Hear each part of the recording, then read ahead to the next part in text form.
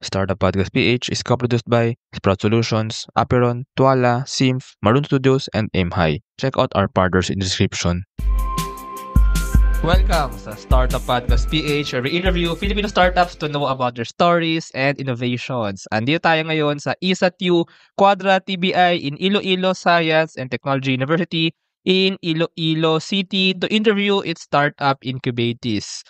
We have the B Academy PH Incorporated, co-creating redemptive communities, opportunities, and stories. And its founder, Genesio Wu. Hello, Sir Jen. Kamusta? Magandang umaga and welcome po, Sir Johnny, sa Iloilo. Yes, and sir. the city of love. I hope you feel love here. Yes, actually, I do feel loved here. Ano? Actually, Really? I arrived here 5 days ago Oh, and right. grabe, gandang-ganda ako sa Iloilo City. Very Oo. progressive. Okay.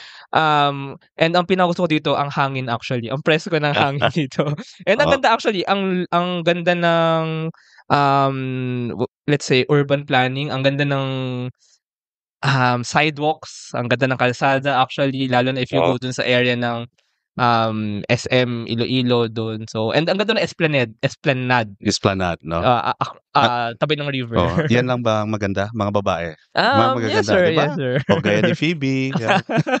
Na-shoutout pa ang ating special actually, one of the persons na nag-connect sa atin dito sa TBI, ano. But ayun, sir, I'm actually very excited to learn about the B Academy, ano. Alright. And na-mention ka na kanina dun sa previous interview. So, sige, sir, wag natin patagalin pa, no. Ano nga ba ang the B Academy? PH. Alright. Siguro people will ask, but B, no? Parating anong B? Kala nga nila noon, the B Academy, yung ano ng mga ano to?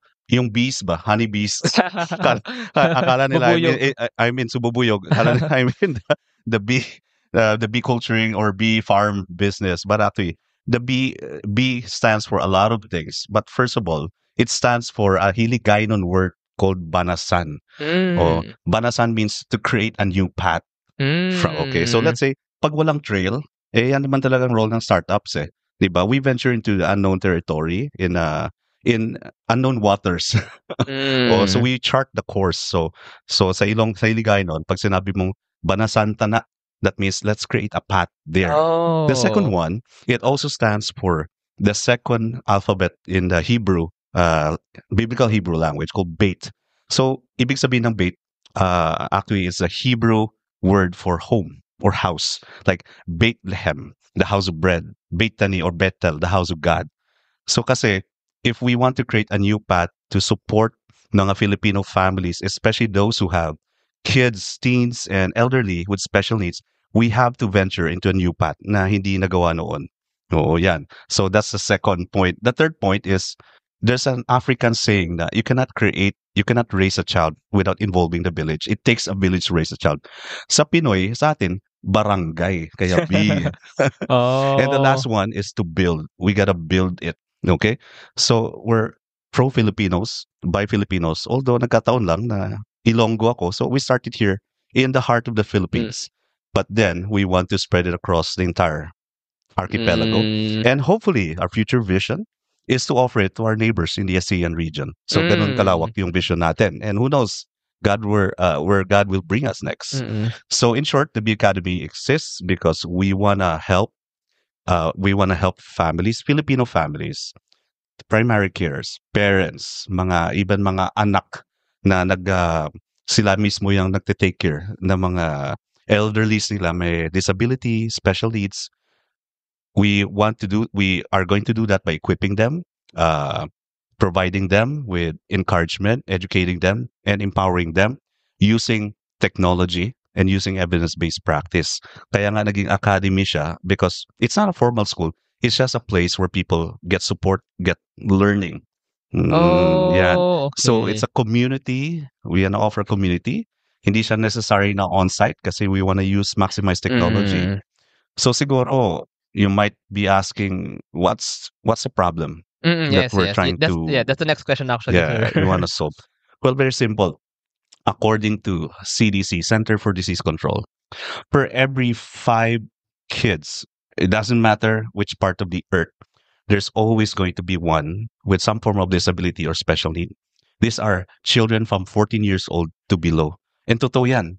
That really happened. And even in the Philippines right now, pagkatapos ng pandemic, ang daming mga cases na ano. And this is the thing.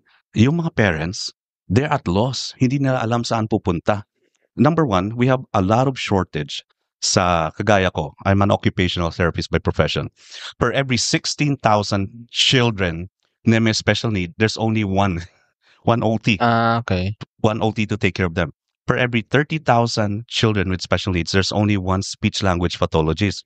Mga bata pa lang yan. But, in the whole world, we are right now mga 8 billion people.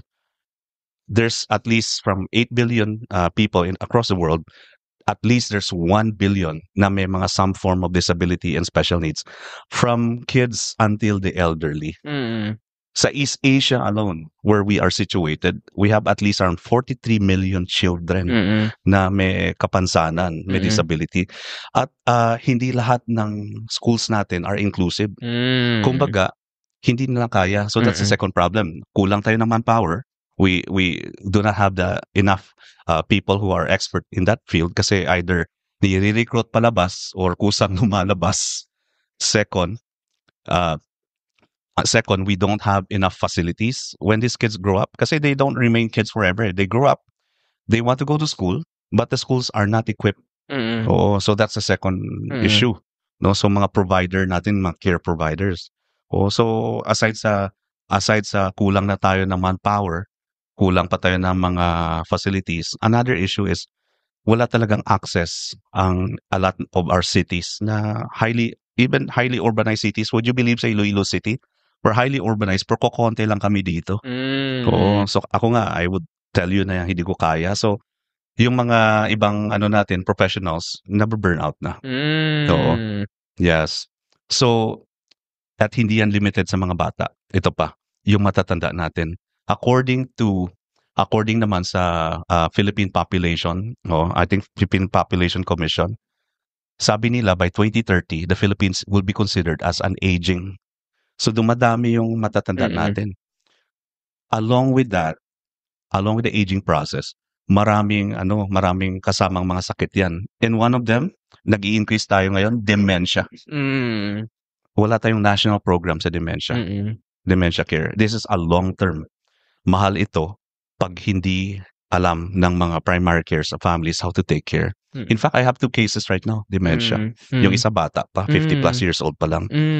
So that's a very big need, no? As the Philippines is moving towards third world country to developing country, we will see more and more of this situations, condition. And I personally believe na yung healthcare natin hindi talaga nabigyan ng pansin when it comes to startups. Konti lang yung healthcare na representation sa startups. So it's a big need because at the end of the day, who is going to start these businesses? People. And people, we need people to be healthy. Right? It doesn't matter kung they're young, they're middle-aged, or they're old. But of course, a healthy nation is a healthy people. Ayun. So, ayun pala yun yung parang basically grand vision din ni The Bee Academy. So, basically, nurture, kumbaga, the builders of society. So, isang bira niya, Yes, isang yes. builders I like of that. I like what society. nurturing the builders of society. Tama. But on the specifics, sir, so and just to be clear sa ating mga nakikinig. So, what exactly yung parang ginagawa ni The Bee Academy for maybe Thank for you. its clients, for its users? So start tayo sa mga bata. Kasi yan yung talagang big need. And I'm sure when people hear this, even recording lang siguro when somebody shared to you the post, yeah, you might be one of those parents na you suspect na yung anak mo baka there's something, okay, or baka you're a teacher and there's this student, one or two or a couple of them na medyo hirap ka how to deal with them, how to manage their behavior, and you don't know where to go. That's the first problem. So that's why we want to make our service available not just on site but online. Na quick screen using technology on the spot. They will immediately know na may red flags pala. Oo. Everybody today knows how to, 'di ba, to use the mobile phone kahit na mga bata nga eh. So, if parents can have immediate access to maybe an app na they can just do it for quickly, mga 2 to 3 minutes. Uy, may red flag tong anak ko ah. So what's gonna happen next? Alam mo, natutunan ko in talking to a lot of parents over the years kasi before we started this, buong Pilipinas naikot namin. And I'm not kidding. From Clark, Pampanga hanggang doon sa uh, Pasig City. Yeah, we went there. Mindanao, Cagayan de Oro, and Davao City. As far as Tacloban, Bohol, yeah, Iloilo, Bacolod, Cebu. Inikot namin yan. What we did with my team, we conducted focus group discussions. We asked stakeholders, parents, teachers, mga clinics, therapy centers, even mga families, no? Tinanong namin sila, anong primary issue nila? They're having issues with accessing special needs services. So, nasa special needs services kami. Okay? Mm. Ang problem with special needs services, it's very therapist or specialist dependent. Just like a doctor. So, ano yung mangyayari? Pipila kayo. Akala ko sa Pilipinas lang nangyayari yan. Mas worse pala sa New Zealand. Sabi ng kaibigan ko, kasi anak niya may special need, it takes 8 months just to book a service there.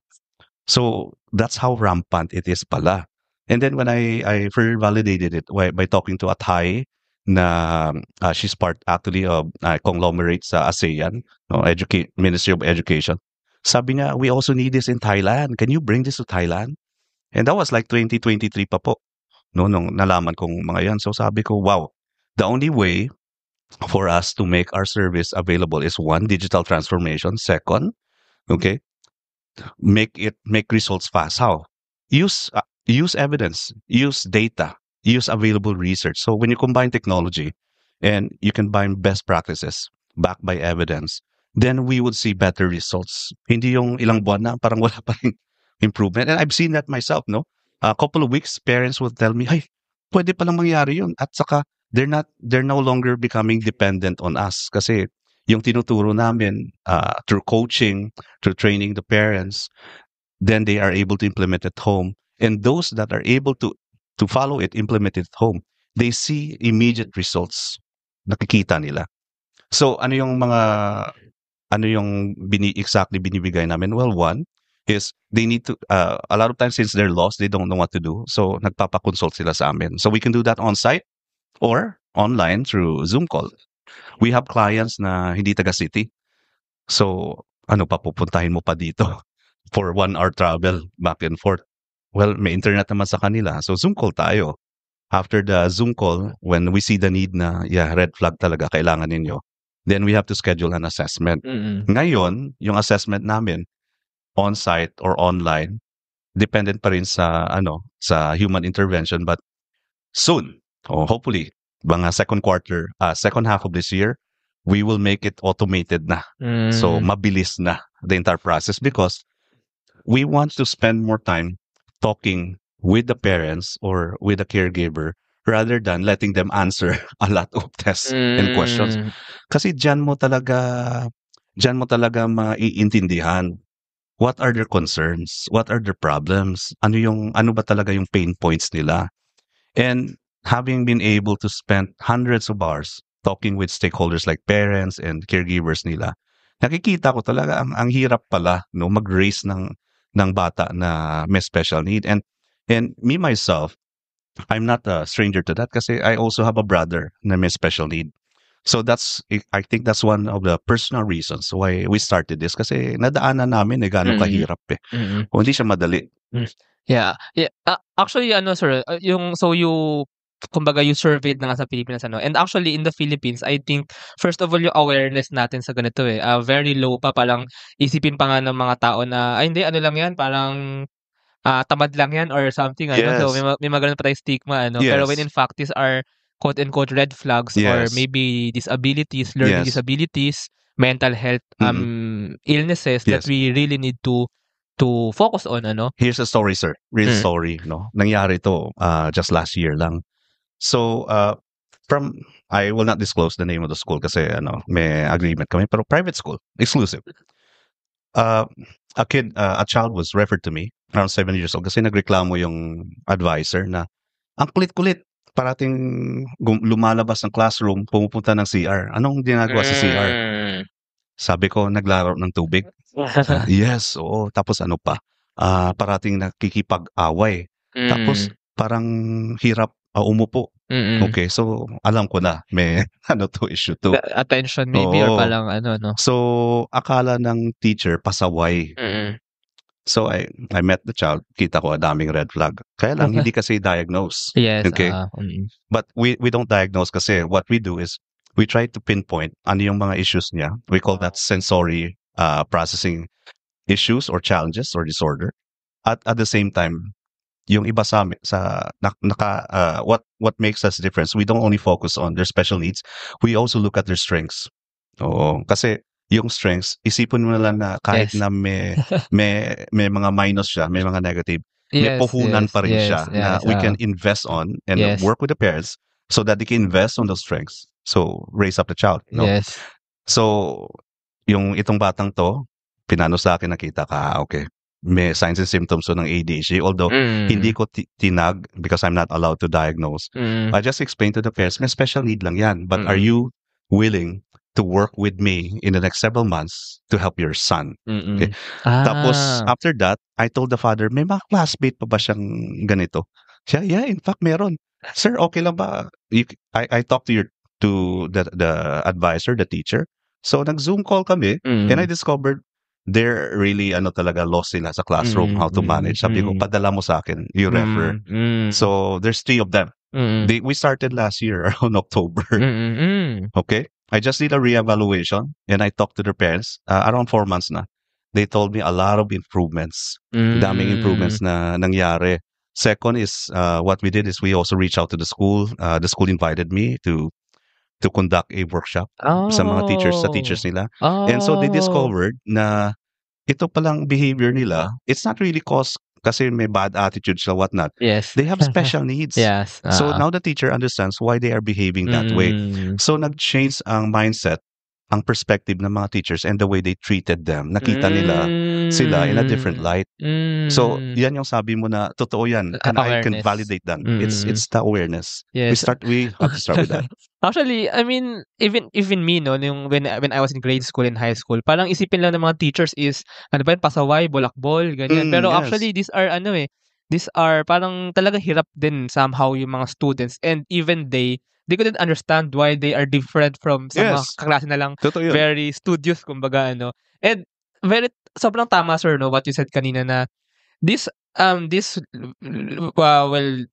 they may say like, yung parang disabilities or parang, let's say, for example, ADHD, parang, but itong mga students na ito or itong mga taong ito, they actually have talents Para siyang personality Hindi siya negative Para siya special personality na nagkataon lang na hindi nakikater on ng current society natin. Right? Yes, totoo yun.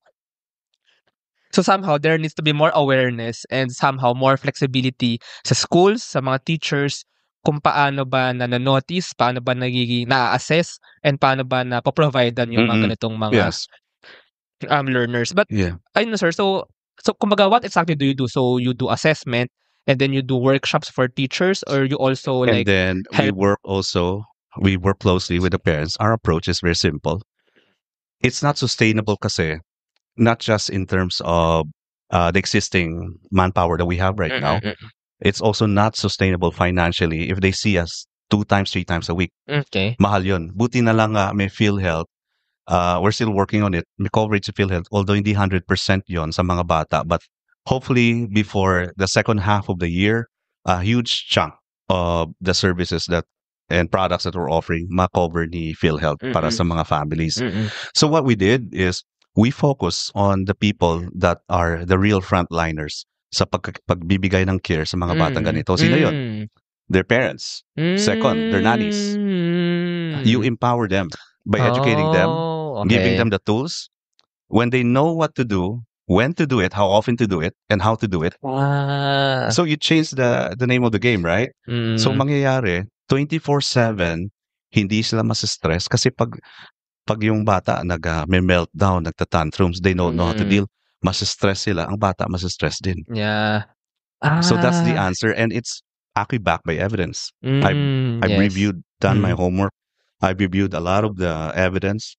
Grabe, ginagawa na nila ito in other countries. Sabi ko, dapat sa Pilipinas, itong dapat gawin. Kasi yung healthcare natin is out of pocket. Pag out of pocket yung healthcare natin, what you do, you empower the people that needs it the most para they don't have to depend on their pocket. You increase their access to resources to give them know-how. Of course, they still have to pay, pero they get better value. Kasi at the end of the day, when kids have autism, when kids have ADHD, hindi ito something like, this is not like nagka-cold siya or may ubo na you take a medication and nawawala. No, it's a condition just like asthma. But remember Eric Buhain, he has asthma, but he's a medalist, right? But what if from the ranks of these kids, we would see the next Elon Musk. Yes. We would see the next, genius na ma-produce ng Pilipinas. Kasi, yes, they have special needs, but you know what? I discovered a lot of them are gifted. Grabe. Yes. They're advanced, especially sa tech and art. Oo. Ayun. Actually, very clear na no, ang ginagawa ni B Academy. So, it's actually a very holistic approach. You're basically in the special needs / care industry. So, parang if there's maybe a parent who finds something special with his or her child, so they will approach you and you will help your frontliner in taking care or in nurturing that child, the next builder of society, because they have Yes. special gifts. Maybe the parent themselves, or maybe the nanny or the helper, or maybe even teachers. Yes. So basically, so tama ba sir na parang yung business model nito is the parent is the one who will approach you, and parang they will. We also approach them. Kasi a lot of them are not aware. The Okay, weeks okay. is Yes, startup lang tayo. But of course, because of our partnership with with our business arrangement with the Medical City Iloilo. Oo, so we're 1 year na. March 1 last that's year, we nice. signed a contract.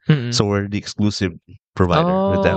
So Okay. laking tulong ni the Medical City Iloilo, and hi to the business development team. The Medical City, sina Miss Dysel, sina Miss EJ, si Sir Ralph, and of course Quadra TBI as we help a lot.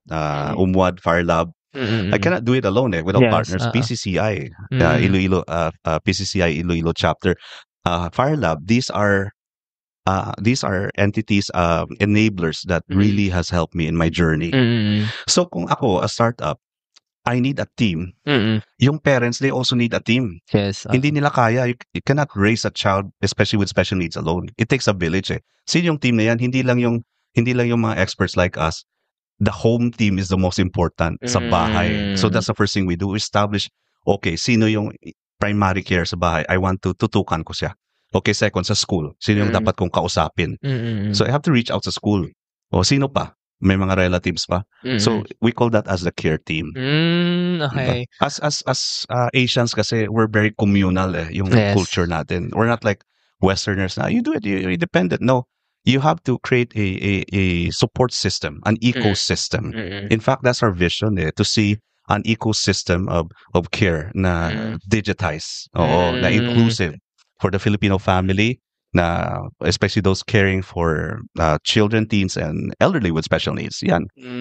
Ayun. So, in a nutshell, sir, para kayong provider and trainer din ng Yes. ecosystem around these special gifted children. Yes, right? and elderly. And elderly. Yes. And by the way, those children, they don't stay as kids forever. They become adults, teens.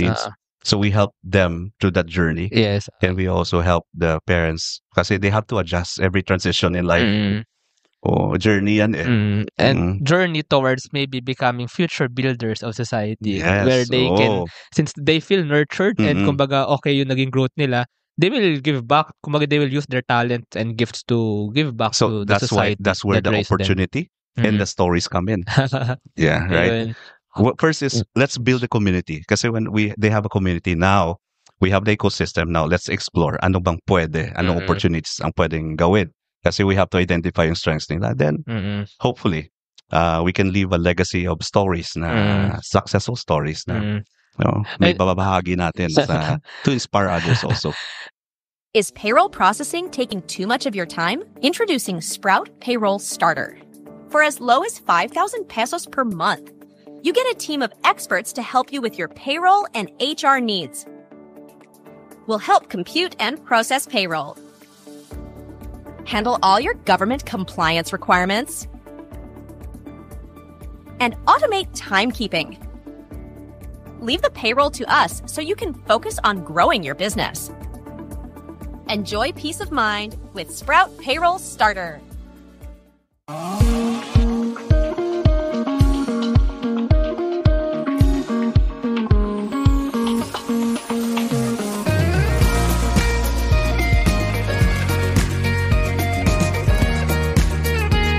Trust the digital future with Twala.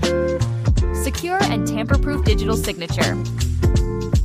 Electronic notarization service. And custom AI agents for intelligent document workflows. Visit twala.io to learn more. In today's digital world, your organization needs more than just technology. It needs a strategic partner. At Symph, we build web and mobile apps that drive innovation for startups, enterprises, and organizations worldwide. Visit symph.co today. And this is actually very interesting, sir, kasi I'm surprised, so I've interviewed na around 200 plus startups. And Wow. now, pagdating ko sa Iloilo, so kanina in-interview ko si My Tutor Learning Hub Mhm. and then now the B Academy. It's my first time to meet startups na parang nakafocus talaga sa learning ng special, kumbaga these people with special needs, So, I want to know lang, sir, the story behind. So, you mentioned that you are Occupational therapist, OT, OT. sir. So, how did that journey happen? Can you tell then maybe siguro, sir, ang inyong background? How is it being an occupational therapist? And then, paano kayo nag-jump into doing this now? And kumbaga, Well, you're parang scaling or multiplying your Yes. what you can do. So, as an occupational therapist, more than 25 years of both practice and academic experience. I've also used to be involved in a university. Nakikita ko the only way to multiply myself hindi sa pagtuturo sa new batch of OTs kasi ginawa ko na yon for more than 10 years. Alam mo nangyayari, nire-recruit lang sila mga agencies outside. Some brain drain. Yeah, well, some of my students baka makita mo they come across his Facebook. Hi to all of you guys, whether you're in New York, in wow. Oh, that's good. That's in nice. New York, in UAE, or in Australia. Dami na nila no? So I said, that's not gonna happen because you cannot prevent Filipino health workers to explore opportunities outside our country. Okay, so and better compensation. yes, I don't want to be a dream stealer. Yes. But what if we can provide them a reason to come back and share their expertise by being part of something bigger? Yes. And I'm doing that already. My cousin is an occupational therapist. Batchmate ko. He's based in Singapore. He's doing very well. But when he heard what I was doing, he said, do you need help sa elderly care? I'm a dementia expert. So soon we're going to be launching the first one sa Pilipinas, our first dementia care program. And digitized. Available nationwide. Yan. Okay. So, marami kaming pinagdaanan. Pag ikwento ko lahat ng kwento, kulang itong Yes, 40 of minutes to course. 1 hour. Pero siguro, the first one siguro is, ang masasabi ko lang, there's a reason why God gave our family, my baby brother, yung bunso namin, nung pinanganak, may special need. Alam mo, 3 beses yan, pabalik-balik yung parents ko sa PGH. Surgery. Bata pa. So, he grew up na wala kaming access sa OT. So, that's also one reason why I took up my course. But I realized na ang galing talaga ni Lord. Ginawa niya to para to open my eyes to see the reality na I prepared you so that you can serve me in the marketplace, not inside the 4 corners of the church, but outside there in the community where people need your gift the most. I only have one life. How am I gonna invest it? Pag magpapayaman lang to take care of myself? Or how about if I have a chance na you can multiply yourselves by helping others impact. to create an impact, Yes, better impact, starting with the Filipino people. Kasi we're the ones who need it the most. I have a chance to bring it to other countries, pero dito muna. Yes. Oo. So True. the pandemic, Sir Johnny, kasi dami tayong time, gave me a lot of time for reflection. Yun. Oo. Ayan, si Sir Jen, ang kumbaga true Filipino startup founder. Kasi first of all, sir, parang you can do this outside, pero you actually want to help really muna ang ating bansa. Build muna dito. Ano. And actually, what you said, with kanina yung mga nag-abroad, although there's nothing wrong with that naman. Like, of we course, need them. you'll get a lot of experiences. Oo, Pero, yes. like, for what I like about Filipino startups is, you actually create opportunities and jobs dito sa Pilipinas para hindi na, or kung umalis man, may reason bumalik and may Yes. compensation, may maayos na kita, kumbaga, na income dito. No? So, dito, nakatira yung mga Pilipino, dito na sisweldohan, and dito nagagamit yung mga talents and trainings na nakuha natin. So, we actually can serve our own country, our own society. Ayun. Tama. So you started this by yourself? Where? Of course, never by myself. Always Okay. have a team. Okay. Oo. Well, first of all, actually, the idea, it's not original. It's not from me. It's from my friend, si Dr. Waifu Cheng. Baka you might come across. Kailangan a lot of the conversation hindi niya maintindihan kasi he's from the US. Okay. Oo, he's originally from Hong Kong, pero doon siya nagpa-practice, no? So, he helped me before when I was in the academe. Kasi nagvo-volunteer work siya dito sa Pilipinas, 6 months. Walang bayad yun. Just to help me in the program. Sabi niya, have you ever thought about pursuing a business? There's a big opportunity here. It's like, oh yes, but with all this time na sa trabaho, wala na akong time eh. But then the pandemic happened. So that, opened up for me the thought na tama, no? Why do I need to go back and work again for another company and build their business? What if I can not only build mine but help other people in the process? Ayun, yun pala. Di ba?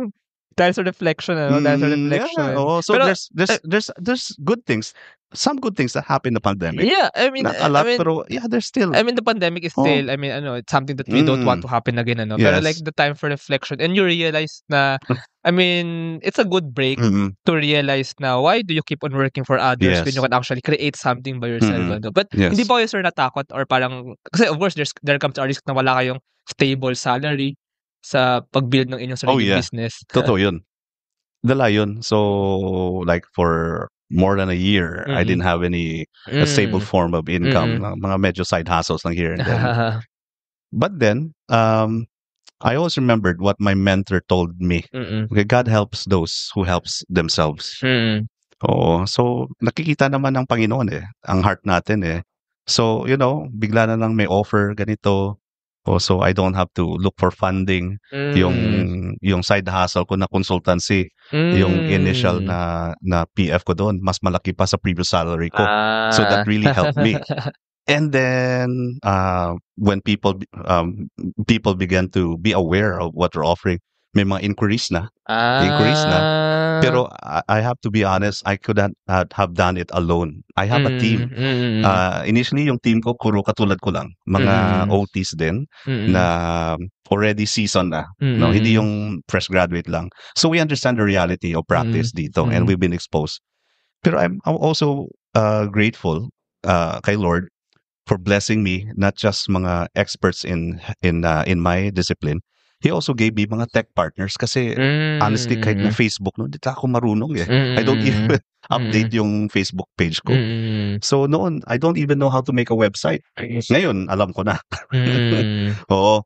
Pero of course, hindi ko ipo full time yun. Yung real job ko is creating value for people who needs my and right now, sa awa ng Diyos, I have 27 tech interns working with me. Yes, from 3 schools, from 3 universities, composing of 5 teams. Yun. So they're very busy creating the platform, the technology, the app na we will be hopefully by God's grace in the next couple of months we'll be able to beta test it and starting in Iloilo and hopefully the entire country. And let's see where that venture will lead us. Ganon. Adventure. Oo. So parang story din pala, no? So you're a practitioner dati and then you became Even now I'm still a practitioner. Until now, yes. So until now, and then you had the opportunity to become like a consultant and then now ginagawa na siyang full-fledged business na may infusion ng technology sa may app. Ano naman sir ng app? What can people do in the app? Very simple. Ano ba yung services na kailangan nila sa amin? Well, number one is they need some questions answered. That's why they book for a consultation. And then second, they need screening and assessment. And third, they also need intervention, therapy. So But they what can if we can convert that, digitally transform it para a lot of these processes na redundant, automated, and then the time that we spend with our clients are very quality, focus na lang talaga sa mga items na hindi na makaya ng app. But hopefully, in the next months or in the very near future, we can include machine learning, deep tech like AI, and that's going to really change the game. Why? Per every hour na nasuspend namin sa isang pasyente or client, we have to also spend 2 hours sa admin work, paperwork eh. Diyan na burn out ang mga practitioners. But if we could, what if we can change that? Oo. Tapos, that transformation would start in a humble city like Iloilo. from a team, a group of people na never heard of. What if we can make Philippines famous? Na that innovation started here. Yes. O, diba? That's our contribution to the startup community. And also inspiration din. Kasi we're not here. Yeah, there will always be competition, but we would rather look for collaborators. Kasi barangay nga tayo diba? Instead of maaway-away tayo, what if magtutulungan tayo? So right now, I'm working actually with several startups, including one in NCR. I won't say the name until we already have finalized our MOA. So watch out, NCR. Yeah, the power of collaboration din talaga. I mean, as a startup, it's really good to yes. collaborate. Speaking of collaboration, sir, kasi andito tayo ngayon sa ESATU Quadra TBI. So, how did it happen naman that you got into one of the cohorts ng Funny, Quadra? very funny story. Pero I don't believe pag involved natin si Lord, walang coincidence. Kasi God never works in coincidence lang. He orchestrates divine appointments. So, I was just playing with my messenger. Tapos may nag-pop up na message na ESATU, that was 2022, is looking for incubators for ganito ganyan. That time, kasi medyo na-settle na sa mind ko na I think I want to explore startup. And government, it's funded by the government. So that means wala akong gagastuin. Kasi that time, in the middle of pandemic, naghanap ako ng mga incubators. May bayad especially the ones sa labas. Mahal. Sabi ko, ito, sa ISAT, nandyan lang yan. I just live near the area. So, galing. Sabi ko, apply ako. So, I applied, got accepted. That was 2022. It's now 2025. Diba? It was a very good, I would say, maraming salamat. So, ESATU Quadra. Kamusta naman, sir, sa Quadra TBI? Like, how exactly did they parang help you? Network ba? Ganyan? Well, there are a lot of things na mentorship I already knew before I came in. So siguro advantage ko yan, including my experience. Pero there are also a lot of things that I didn't know. And I learned that here, especially the tech side. But the most important contribution ni Quadra is number one, the people. The network, tama ka. The opportunity to collaborate with other startups. Second is, imagine office space for free. Wala na akong babayaran pa. Wala akong kapital yeah. Tapos pag may events, I can use also the space. Ngayon, what we're doing is they also are helping me transition na for scaling na. Yan. And pointing me to the right direction. Kasi 5 years yung maximum stay namin dito. So this is just my 3rd year. So there's 2 more years to go. Pero I don't think alis ako dito kasi while, doing this B Academy, we started also dalawa namang startups. Oh, wow. Dito. Kay Quadra din? Kay Quadra. Oh, wow. Dalawa, pina-incubate, mag-i-incubate, magsa-start pa lang po. Wow, visionary. With partners. Yeah, with partners. Yun. Kasi once you get involved in it, nakikita mo, dami palang pwedeng gawin dito sa Pilipinas, even Iloilo City. So, why should I leave? It's more fun in the Philippines. And even in Iloilo City, it's more fun here. Speaking of that scaling, Sir Jen, so right now, parang kumbaga it's working. The B Academy is working as a parang provider or parang nurturer or helper. At a very small scale. At a small scale, no? Okay. So, on scaling, so how do you see that? How do you see that will happen? So, how will you multiply Automation yourself is key. most people, when they think of technology sa startup ngayon, it's all about AI. No, Mm. hindi mo magagawa yan unless you have done the the previous phases. May dami ka pang dadaanan yan. So for us, we need to automate. Oo, because when we automate, then we can get all the data that we need. Yan Mm. talaga. Mm. Importante yan.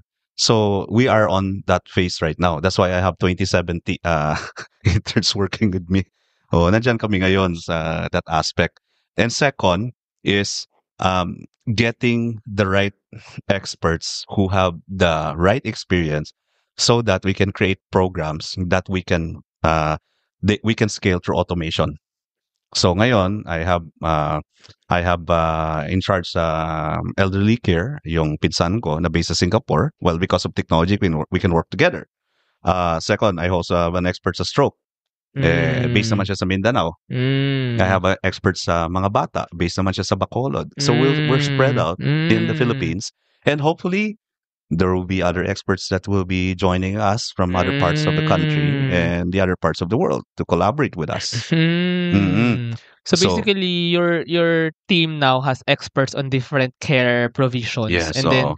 yung mga customers na pala, sir, so how do you find them? I mean, dahil ba you're also attached to Medical City Iloilo, how do you find the customers Alam mo who will... yung totoo, with like very minimal effort pa lang sa marketing, sila yung kusang pumupunta. word So- of mouth din, maybe. So alam mo talaga there's a market when that happens. I mean, Nakahanap I ka nila. haven't done a single Facebook post or whatnot. Mm. But that's gonna change kasi yung ganda kasi sa team sa Medical City, they have a business development team Mm-mm. and they're providing you with the support.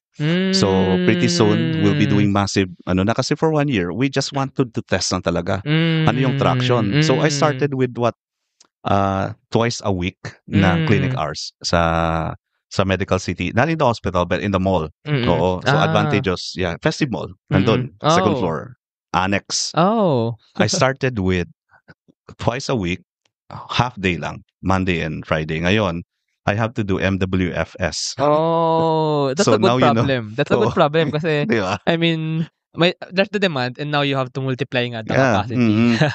Yeah, but even when you have problems like that, but you are happy with what you're doing kasi you see the value and you see the smile. Kahit pagod ka like today, oo, I can still share story and laugh about it and enjoy. Or like meeting people like you that have the same passion to share our stories. Oo, and the people that are listening here right now. Ayun, grabe, very actually, sir, I can see the parang rin to you're also I mean, it's actually very nice that this technology, this startup is coming from Iloilo. What you're doing is actually kind of noble din na you're really building something new and something unique here in Iloilo.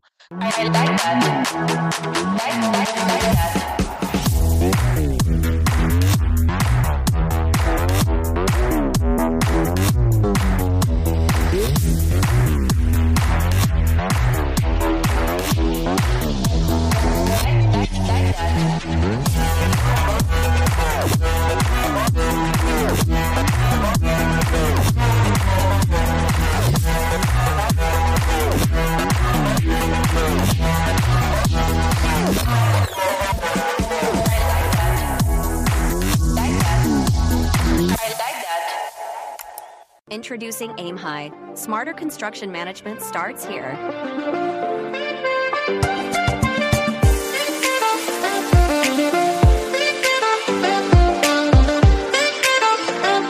Monitor costs and progress with real-time insights. Plan ahead and adapt with streamlined scheduling tools. Make data-driven decisions to avoid costly delays. Increase efficiency and profit with Aim High. Now, sir, just to wrap up this conversation, thank you so much for sharing your story. Siguro yung lang, parang maybe vision nyo talaga in maybe 5 years or 10 years. So how do you see the B Academy pa in the future? We're going global. Right from the beginning, that was the intention. It doesn't have to be the whole world, but even just Southeast Asia, maraming. You know why? There are a lot of Filipinos everywhere. Some of them doon na nagsesettle. But what if while staying there, what if we can also provide them an opportunity to work with us and be part of the business?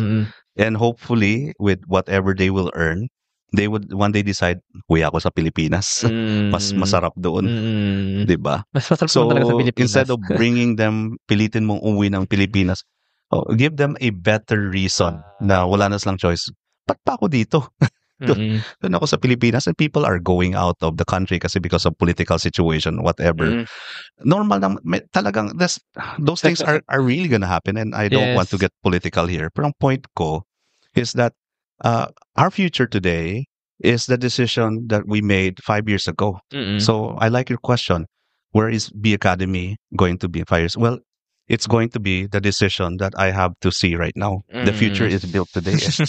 If nakita mo yung ginagawa namin dito, we're busy. So that means we are really building and excited for a better future. Iba kasi pag partner mo si Lord, I will tell you, lahat ng kailangan mo, for some reason, hindi ko deserve yun by grace yun. He always provides. Yan talaga. So right from the beginning, people ask me, di ba ikaw naman yung nag-start niyan? Ba't co-founder? Sino ba yung primary founder? Sabi ko, isa lang, ang Panginoon. When we partner with when you bring God to your business and make His business your priority, He's going to take care of you. Ganon talaga, pare. So I learned that. That's, it's a very important lesson for me. Kaya I'm very open and vocal about my faith. Ayun. So, building a better future. And siguro comment ko lang, sir, sa what you said about the Filipinos na nasa abroad. Kasi parang ang ganda isipin na instead of them being employed abroad, they are here in the Philippines, kumbaga talented care providers. And for example, you go global, maybe Southeast Asia, you can deploy our Filipino talents or our Filipino providers there. Or maybe, pwede rin maging hub somehow for what they call medical tourism ang Pilipinas. If someone needs care, stroke care, or kung anumang care, they can go to the Philippines to have that care provided for them. And the Filipino talents are the ones who provide it for them. And we get compensated. Yes. Na Tama. maayos. Yes, exactly. Now, you're giving me more ideas. Ayun. So, maraming salamat, sir. Maraming Really salamat din, appreciate it. sir. And thank you so much for sharing about the B Academy. If our listeners lang, sir, want to know more about you or the B Academy, maybe there's a collaborator who want to work with you. So how can they know more? We.academy.ph@gmail.com. And if kung okay lang po sa iyo, sir, pa-post na lang din. Sige, sir, lalagyan Ano niya mo, sa description. Social yes. media, sir. Search yan na na lang. muna kasi everything ngayon, my creative team is redesigning, reconstructing. Okay. So baka kung ano makita na doon na hindi reliable. So the best way is through Gmail. Okay. Kasi if they also use our business email, baka sometimes magbabounce back eh. Okay. Oo. So b.academy.ph@gmail.com, all small letters. Yes, and I'll put that below. So, ayun, thank you so much, sir. Thank you Thank for you so sharing much. grabe this grand vision and your story. Thank you so much. Thank you very much to our 56 patrons. This episode is super powered by AskLexPH Academy, our official e-learning partner. Get certifications on Lean Six Sigma, project management, data science, and more. Founders Launchpad, our ecosystem partner. Early stage accelerator providing venture capital funding, operational support, and mentorship. Cloud CFO, tech-forward cloud-based accounting service provider for businesses. Cloverly Tech, all-in-one digital platform for property developers. Body BTs, accessible and personalized diabetes self-management application. HKB Digital Services, tech-based business tools including payroll, ticketing, and loyalty rewards. Hyperstocks, digital banking enabler for rural and thrift banks. One CFO, CFO services, bookkeeping and tax, and payroll processing for startups and small businesses. Unawa, driving digital transformation with secure, legally enforceable electronic signatures and robust AML compliance. SchoolTech, all-in-one AI-integrated school and learning management system. Better Support, a Manila-based BPO company. They are offering a referral program for anyone who can bring in new clients. Let us know if you know any Western-based business that might have a need. Britanna, cloud-based enterprise-grade ERP solution that fits a small and medium business budget. Wonder Brand, data science-driven brand strategy and design company for emerging markets. Fail Coach, business training, coaching, and consulting for startups and SMEs who are scaling or finding product market fit. Drive Manila, Philippines' largest peer-to-peer car rental community. East Point Business Outsourcing Services, one-stop shop for streamlined business solutions for MSMEs such as business registration, bookkeeping, and more. Doon, Philippines' first fully insured peer-to-peer car sharing marketplace. Hire Business Solutions, provider of the most configurable cloud-based payroll system in the Philippines. DVCo Technologies Incorporated, IT solutions specializing in software development, blockchain smart contracts, digital wallets, and cybersecurity. Mata Technologies, Philippines' premier provider provider of virtual tours and maps for LGU's real estate, tourism, and private businesses. Looking for buy and sell online with Sigurado sellers. NutriCoach, personalized nutrition and weight loss programs for you. This episode is powered by Waistless PH, Tech Tribe, Yay, Uplift Code Camp, Board Prep, Dohe Philippines, Edfolio, Hive Rooms, Kazam, CodeCham, Jure.ph, Big Giant Games, Agile Data Solutions, Hustle PH, Pahatid PH, Pareto Consulting, Sirius MD. Support the podcast through the link in the description.